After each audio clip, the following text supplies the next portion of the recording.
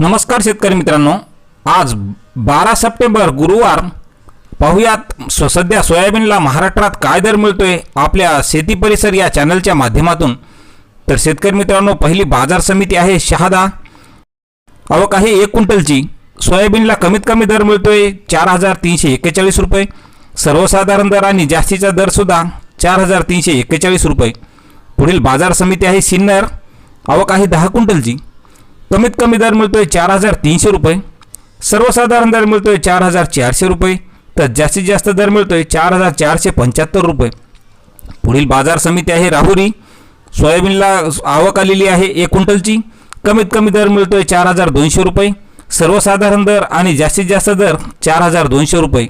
पुढील बाजार समिती आहे तुळजापूर। आवक आलेली आहे 45 क्विंटलची। कमीत कमी सोयाबीनला दर मिळतोय 4300 रुपये, सर्वसाधारण दर 300 रुपये, तर जास्तीत जास्त दर सुद्धा 4300 रुपये। पुढील बाजार समिती आहे राहता। आवक आहे 26 क्विंटलची। कमीत कमी दर मिळतोय 4360 रुपये, सर्वसाधारण दर मिळाला 4385 रुपये, तर जास्तीत जास्त दर मिळाला 4414 रुपये। पुढील बाजार समिती आहे अकोला। आवक आहे 1272 क्विंटलची। कमीत कमी दर मिळाला 3900 रुपये, सर्वसाधारण दर 4325 रुपये, तर जास्तीत जास्त दर 4515 रुपये। पुढील बाजार समिती आहे वणी। आवक आहे 254 क्विंटलची।